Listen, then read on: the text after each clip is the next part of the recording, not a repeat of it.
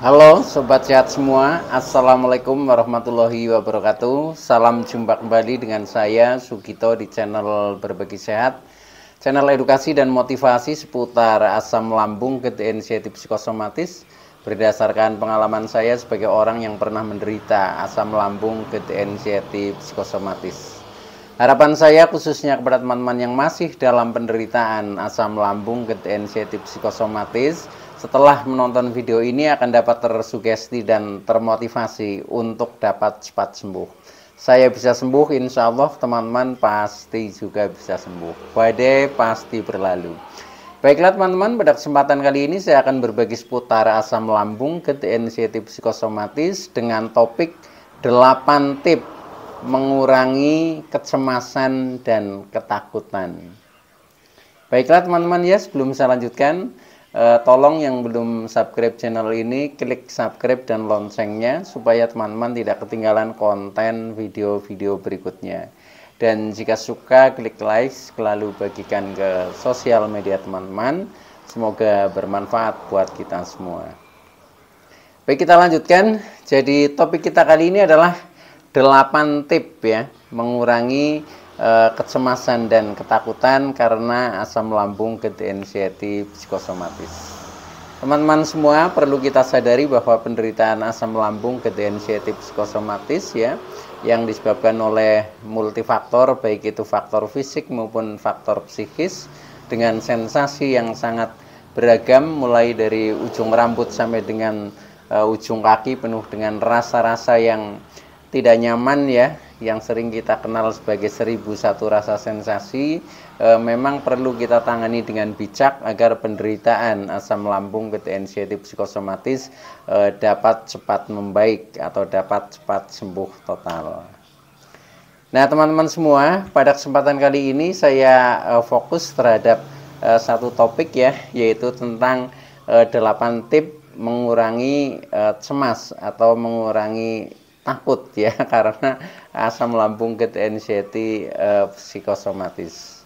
Teman-teman semua, jadi kita sering ketika kadang fisik kita sudah membaik ya, tetapi ternyata masih banyak sensasi ya, yang sebenarnya sensasi itu sering ditimbulkan karena dari psikis kita, yaitu psikis kita yang masih kecemasannya tinggi ya, masih ketakutannya tinggi, masih ada rasa was-was, rasa khawatir ya, sampai dengan pikiran itu juga masih selalu menganalisa hal-hal yang bersifat negatif. Nah akhirnya muncul beberapa sensasi ya, sensasi seperti menjadi keliengan ya, kemudian mata buram, kemudian badan terasa lemes, tidak bertenaga, jalan saja sempoyongan. Nah, ini kadang sensasi itu lebih dominan dari faktor psikis teman-teman. Ketika psikis kita memang masih penuh dengan kecemasan ya, kekhawatiran,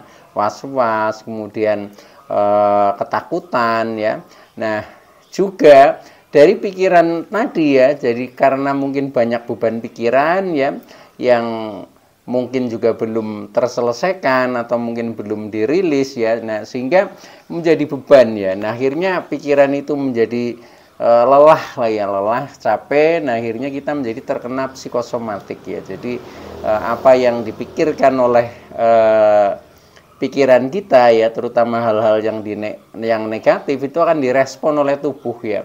Nah ketika pikiran itu mikirnya hal-hal yang negatif, yang jelek-jelek, yang sakit-sakit ya, nah akhirnya respon tubuh menjadi semakin kesakitan ya. Contohnya ketika pikiran mungkin berpikir wah jangan-jangan nanti kambuh, nah akhirnya menjadi kambuh beneran ya. Karena apa? Karena orang yang terkena psikosomatik ya seperti itu, jadi responnya cepat sekali. Jadi contohnya begitu ada katakanlah kabar duka ya tentang kematian, nah kemudian kita respon tubuh langsung menjadi lemes, itu seperti itu. Nah ini kadang kita seperti nggak percaya ya kalau belum mengalami, tetapi yang sudah mengalami, nah ini memang betul-betul luar biasa. Nah itulah ya, jadi karakter psikosomatik itu memang seperti itu ya. Nah, maka dari itu memang ini harus kita tangani ya kemudian ya banyak tip-tip memang untuk mengurangi kecemasan, mengurangi ketakutan seperti itu. Karena dulu ketika saya masih kecemasannya masih tinggi ya, pikiran juga masih selalu negatif. Nah, itu justru seperti menguasai diri kita ya. Jadi kita itu dikuasai oleh pikiran yang negatif ya. Tidak sebaliknya ya. Jadi kita sulit untuk mengontrol pikiran negatif. Kemudian rasa-rasanya itu yaitu yang serba takut. Ibaratnya kita mau bepergian jauh ya takut ya. Takutnya apa? Yaitu jangan-jangan nanti kambuh, jangan-jangan nanti kalau misalkan pingsan bagaimana, kalau jatuh bagaimana, karena untuk jalan saja itu masih sempoyongan, terus kadang tiba-tiba itu keliengan, itu seperti itu, sehingga kita ya wajar ketika itu menjadi serba ketakutan ya. Jangankan pergi jauh ya, hanya berjalan beberapa meter lah, itu saja kadang takut juga ya, takutnya yaitu jangan-jangan nanti jatuh, itu seperti itu ya. Wong jalan di dalam rumah ya, dari kamar tidur ya ke kamar mandi. Nah, itu saja itu hati-hati sekali karena yaitu karena masih keliengan ya, jalan masih sempoyongan, itu rasanya takut sekali nanti kalau jatuh bagaimana, kalau pingsan bagaimana, seperti itu. Kita mau ke kamar mandi juga kadang takut juga ya, sampai ketika sudah di kamar mandi pintunya aja nggak pernah saya kunci waktu itu ya, karena yaitu pikirannya supaya nanti kalau ada apa-apa itu ada yang menolong, itu seperti itu. Nah, itu adalah bentuk dari ekspresi kecemasan teman-teman ya, ekspresi kecemasan, ketakutan ya, pokoknya segala macam lah ya, segala macam, banyak hal yang tadinya dulunya kita bisa melakukan, nah kemudian kita menjadi ragu ya, menjadi tidak berani, menjadi khawatir. Nah, itu karena memang setelah kita dihantam dengan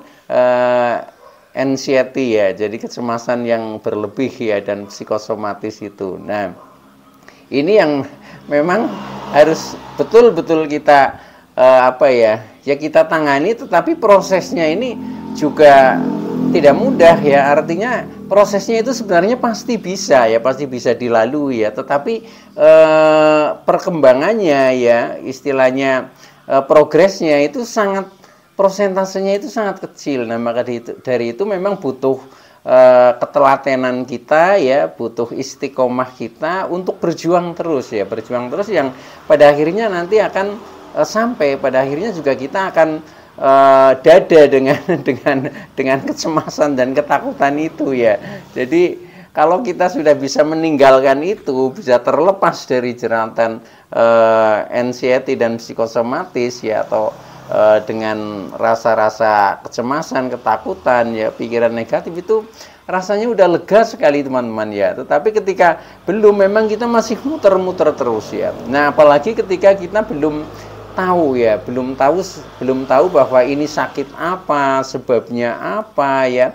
Nah, ini semakin menjadi sekali ya. Nah, dulu ketika saya waktu pertama itu mengalami seperti itu, tetapi saya belum mendapatkan ya sharing ya, contohnya dari sharing mungkin dari motivator, dari teman-teman, itu sangat ini memuncak sekali ya. Tetapi setelah saya mengetahui, kemudian saya sedikit belajar, nah akhirnya paham ya, oh ternyata hanya seperti itu. Nah, akhirnya kadang mau tertawa sendiri ya. Jadi ya itulah, orang di saat sedang cemas, sedang dirundung ketakutan, itu memang reaksinya seperti itu ya. Tetapi ketika kita sudah mengetahui, sudah istilahnya paham, nah ini sudah, menurut saya 50% itu sudah sembuh ya dari kecemasan, dari ketakutan ya. Tetapi yang 50% berikutnya, nah ini yang harus melalui proses latihan teman-teman ya. Kalau kita tidak melatih ya, ini kan karena hubungannya dengan mental ya, hubungan dengan kejiwaan. Kalau tidak kita latih kembali ya sudah, kita akan membekas di situ ya, menjadi takut terus seperti itu. Nah, maka dari itu kita memang harus pertama ya menerima keadaan, tetapi yang kedua kita juga harus berdamai dengan keadaan. Kita harus istilahnya melawan keadaan ya, dan bisa juga kita mungkin menghindar dari keadaan yang membuat kita itu menjadi cemas, menjadi takut itu seperti itu. Nah, cara-cara itu, nah ini yang saya rangkum dalam 8 tip ini teman-teman. Mudah-mudahan bisa membantu teman-teman ya yang masih merasakan kecemasan dan ketakutannya itu masih tinggi karena penderitaan asam lambung anxiety psikosomatis. Nah, untuk itu tolong ya tonton video ini sampai dengan selesai supaya tidak gagal paham, dan mudah-mudahan buat teman-teman yang masih merasakan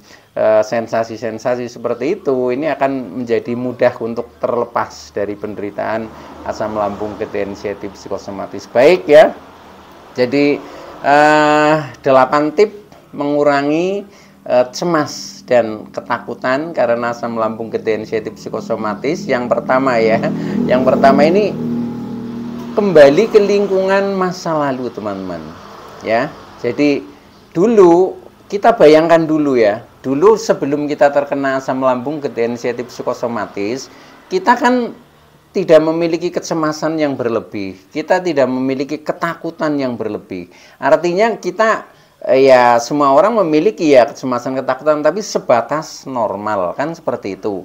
Nah, itu kita ingat dulu sebelum kita terkena asam lambung anxiety psikosomatis, masa-masa yang mungkin penuh dengan kenangan, masa-masa yang penuh dengan kegembiraan. Nah, itu ulang kembali teman-teman ya. Jadi ini yang pertama itu kembali ke masa lalu. Maksudnya masa lalu yang menggembirakan, yang menyenangkan, yang penuh dengan kenangan, yang membangkitkan semangat. Nah, itu silahkan di istilahnya memori kembali ya. Jadi contohnya ya, masa lalu kita kan punya mungkin banyak teman ya. Nah, itu tolong bangun lagi komunikasi ya. Syukur kalau bisa kita silaturahmi ke teman-teman masa lalu ya. Nah, nanti lewat itu ini akan mengikis rasa-rasa kecemasan dan ketakutan. Karena apa?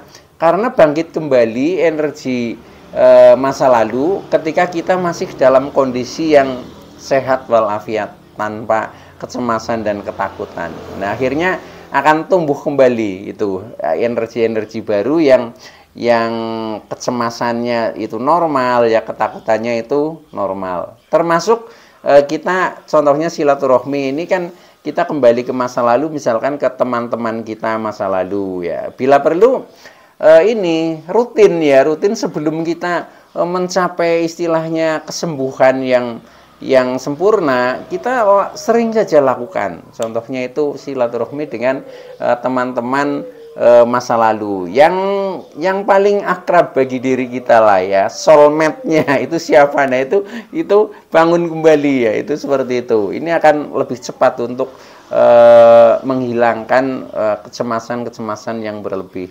Nah, itu bisa juga kita mendatangi ya tempat-tempat yang dulu menyenangkan bagi kita ya.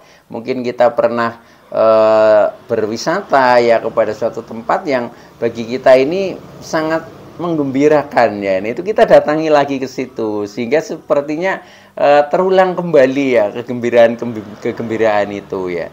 Atau mungkin teman-teman pernah katakanlah kuliner di mana yang dulu itu merasa pokoknya enak banget ketika makan di situ ya. Nah, itu yang ulangi lagi, pasti nanti akan muncul keceriaan seperti itu ya. Nah, demikian juga dalam hal-hal yang lain ya. Pokoknya masa lalu yang menyenangkan itu tolong ya kembali ke masa lalu yang menyenangkan itu. Nah, itu insya Allah nanti akan lebih mudah membangkitkan kita yang tadinya beku ya karena kecemasan tinggi, ketakutan tinggi, nanti akan sedikit demi sedikit akan bangun kembali ya, karena di refresh dari masa lalu ya yang menyenangkan itu. Nah, itu yang pertama ya, jadi kembali ke masa lalu yang menggembirakan.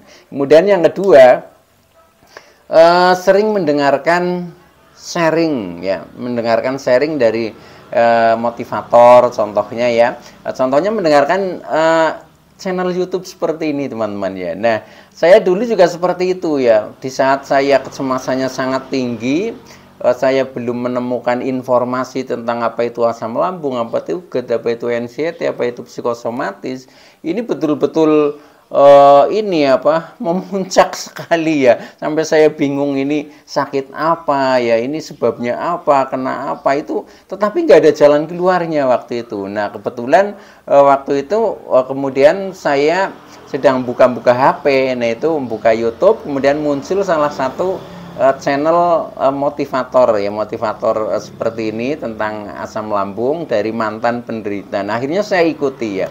Nah setelah saya ikuti, nah, ada perubahan di dalam diri saya. Kenapa? Sekarang saya menjadi lebih tenang ya. Sekarang saya menjadi merasakan agak nyaman ya. Kemudian, oh kalau hanya seperti itu ya, saya bisa ini ya. Nah, akhirnya saya lakukan ya. Tip-tipnya juga saya lakukan. Kemudian selain itu juga saya semakin penasaran ya. Saya belajar tentang asam lambung, GERD, anxiety, psikosomatis lebih mendalam lagi ya, berdasarkan informasi-informasi ya, dan referensi-referensi yang saya dapatkan. Nah semuanya saya baca, saya pelajari.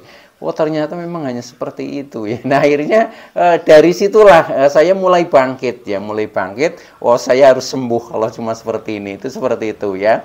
Nah itu teman-teman, maka jangan bosan-bosannya ketika teman-teman masih sedikit ada kecemasan, sedikit ada ketakutan, dengan tanda-tanda sensasi masih sering muncul keliengan, apalagi kadang mata masih buram, badan kita belum fresh ya, kita masih merasa seperti loyo ya, tidak semangat, kemudian badan sering lemes, tidak bertenaga, jalan aja sempoyongan, itu artinya kecemasannya masih tinggi teman-teman. Nah maka sering-sering saja pokoknya dengarkan motivator ya, baik itu langsung maupun tidak langsung ya, itu seperti itu. Nah itu nanti akan ada perubahan ya, akan ada perubahan minimal, yaitu teman-teman menjadi lebih tenang ya. Ketika menjadi lebih tenang ya akhirnya itu lama-lama sembuh ya. Jadi kecemasan itu tidak istilahnya bertambah ya, tetapi semakin berkurang seperti itu ya. Bahkan nanti kadang kita tertawa sendiri ya dengan oh dulu seperti itu menjadikan saya menjadi begini dan sebagainya, itu kadang kita tertawa sendiri ya, itu seperti itu. Nah nanti pokoknya asik lah kalau sudah ketemu ya, ketemu rahasianya ternyata cuma begitu. Nah itu nanti dengan sendirinya ya, dengan sendirinya tubuh itu akan menjadi nyaman, mental akan menjadi kuat kembali. Itu caranya sering mendengarkan motivator ya. Maka buat teman-teman ya, apalagi yang ini sudah menemukan channel saya, tolong ikuti saja video-video saya ya. Syukur mulai dari awal ya sampai dengan terakhir, karena saya juga hampir tiap hari saya share video. Memang tujuannya itu selalu memberikan motivasi, karena yang namanya motivasi ini harus terus ya, supaya bangkit terus ya. Tetapi kalau kadang kita mendengarkan motivasi, kadang selang beberapa hari tidak, itu biasanya mental ini kurang, untuk bangkit itu kurang cepat ya. Maka dari itu ya harus kita rajin ya mengikuti motivator. Insya Allah nanti teman-teman akan menjadi cepat membaik secara mental ya, khususnya itu.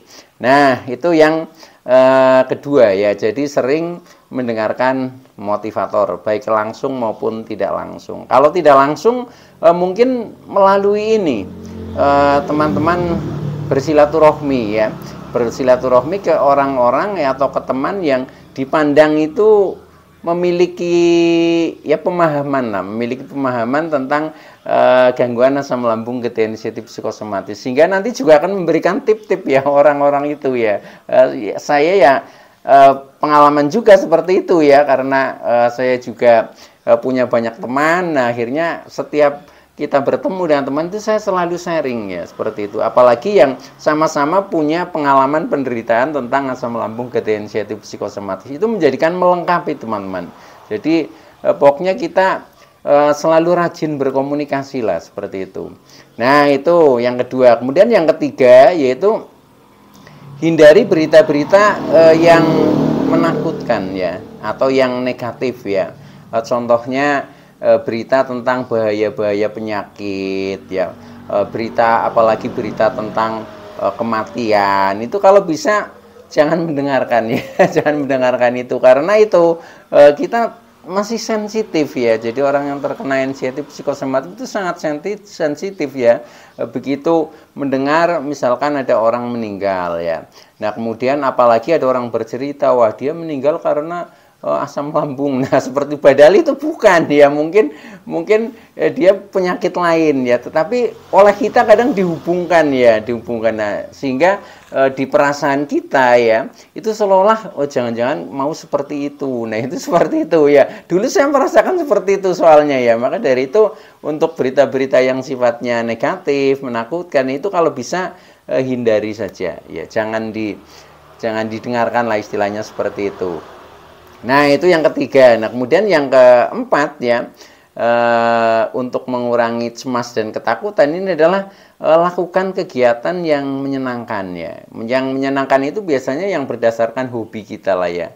Hobi kita ya berbeda-beda ya. Ada yang mungkin hobinya masak, ada yang mungkin hobinya traveling ya, ada yang hobinya olahraga, ada yang mungkin hobinya bermain musik ya, ada mungkin yang hobinya berternak, ada yang hobinya bercocok tanam ya. Nah, itu bermacam-macam. Nah, itu lakukan saja teman-teman. Yang penting kita merasa asik ya. Ketika kita merasa asik, nah akhirnya kita menjadi teralihkan perhatian kita. Yang tadinya perhatian kita itu selalu kepada sensasi ya, kepada penderitaan. Nah, ini menjadi beralih kepada kegiatan yang sedang kita lakukan yang menyenangkan menurut kita ya. Nah, sehingga nanti kita akan terlupa dengan anxiety dan psikosomatik ya, atau terlupa dengan rasa cemas dan rasa takut, tapi munculnya adalah rasa kegembiraan. Nah, ketika sudah seperti itu, maka ya kita akan berkurang dari rasa cemas yang selalu menghantui kita itu ya. Itu yang keempat ya. Nah, kemudian yang kelima yaitu jangan mengeluh ya, jangan mengeluh tapi bersyukurlah ya. Itu contohnya ketika kita masih ada sedikit sensasi ya, contohnya kita merasa keliengan atau mungkin badan kita merasa lemes, tidak bertenaga, nggak usah mengeluh ya, kita tapi syukuri saja ya. Jadi ya alhamdulillah walaupun masih keliengan, tetapi saya tidak apa-apa, pasti akan sembuh. Sensasi hanya numpang lewat, saya baik-baik saja, faktanya saya sehat walafiat, dan seterusnya. Jadi istilahnya kita harus memotivasi diri teman-teman. Nah, itu diawali dengan syukur ya. Itu mudah untuk memotivasi diri ketika kita sudah diawali dengan kata syukur ya, atau alhamdulillah. Apapun sensasinya pasti akan ketemunya positif ya itu. Nah, itu coba aja praktekkan saja ya itu. Nah, itu tip yang ke-5 ya. Nah, kemudian yang ke-6, lakukan kegiatan-kegiatan yang produktif teman-teman. Kegiatan yang produktif itu artinya kegiatan yang menghasilkan ya. Mungkin terutama ya sesuai dengan profesi kita ya. Nah, itu silahkan ya. Jadi mungkin yang profesinya berdagang ya sambil berdagang saja ya, tidak apa-apa ya. Nanti kalau tahu-tahu dagangannya laris, akhirnya kita seperti mendapatkan hiburan, mendapatkan kepuasan, mendapatkan kesenangan ya. Nah, akhirnya kita juga akan lupa dengan rasa-rasa cemas, rasa-rasa takut, tapi isinya kita hanya menjadi gembira, senang. Nah, akhirnya kita tahu-tahu menjadi sembuh seperti itu. Nah, demikian juga profesi yang lain. Pokoknya kalau yang berdagang ya udah dagang aja ya. Mungkin bertani ya bertani aja, bercocok tanam ya. Yang mungkin berternak ya berternak saja. Yang mungkin kerjanya di kantor ya udah ke kantor saja. Pokoknya sesuai dengan profesi kita. Itu lakukan saja ya. Bahkan yang termasuk kerjanya mungkin menjadi sopir ya di jalan, berangkat aja, itu nggak apa-apa ya. Jangan takut, wah nanti kalau keliengan di lampu merah bagaimana ya, di jalan bagaimana, kan seperti itu. Yang penting itu pelan saja dulu, pelan saja. Dulu pengalaman saya juga seperti itu. Ketika saya membawa kendaraan, awalnya takut banget ya. Saya pernah sekitar 1 bulan itu nggak berkendara ya. Tetapi setelah saya tahu rahasianya seperti ini, pokoknya saya harus berani lagi, yaitu saya latih ya. Pertama ya pelan dulu ya, santai. Kalau belum berani sendirian ditemani ya, itu seperti itu nggak apa-apa. Nanti lama-lama akan keberaniannya akan tumbuh kembali ya itu. Jadi pokoknya lakukan saja kegiatan-kegiatan yang sifatnya produktif. Nanti ketika itu sudah berjalan ya, kita akan merasa keasikan ya. Akhirnya kita menjadi sembuh ya dari perasaan cemas yang berlebih, ketakutan yang berlebih, itu seperti itu teman-teman. Nah baik, itu yang ke-6 ya. Nah kemudian yang ke-7 yaitu lakukan kegiatan keluar rumah teman-teman ya. Kegiatan keluar rumah itu ya simpelnya bersahabat dengan alam lah ya. Kita bisa mungkin ke kebun, mungkin ke sawah, mungkin ke sungai ya, mungkin ke pantai ya, mungkin ke gunung ya, kemana saja lah, pokoknya keluar rumah usahakan ya. Nah itu juga ternyata ya lewat situ selain kita bisa mengalihkan perhatian dari penderitaan kita ya tentang asam lambung, ketensian psikosomatis, juga kita mendapatkan energi alam yang positif ya. Nah akhirnya kita menjadi merasakan segar, merasakan semangat, merasakan damai, merasakan aman, merasakan nyaman, merasakan ayem, tentrem dan sebagainya. Nah kuncinya di situ. Ketika kita sudah sampai bisa merasakan tentrem, nah ini sembuh teman-teman dari penderitaan asam lambung, ketensian psikosomatis, karena rasa-rasa seperti galau, gelisah, kemudian menderita itu hilang ya di situ. Nah itu yang dicari seperti itu teman-teman ya. Baik ya, itu lakukan saja, keluar rumah bersahabat dengan alam ya itu. Nah kemudian yang terakhir ya, yang ke-8, makan apa saja boleh ya. Ini yang dulunya kan kita selalu mantang ya, ada pantangan inilah, ada pantangan itulah. Hilangkan istilah pantangan ya. Jadi ganti mindsetnya. Jadi makan apa saja boleh dengan mindset makan untuk sehat. Nah, tetapi bagaimana Pak ketika ketemu dengan makanan-makanan pantangan? Tidak apa-apa, tetapi harus kita kendalikan ya. Jadi intinya untuk makanan pantangan kita kendalikan ya. Contohnya dulu nggak berani makan pedas ya. Kalau sedikit nggak apa-apa kok ya, pedas sedikit nggak apa-apa. Itu artinya mengendalikan ya.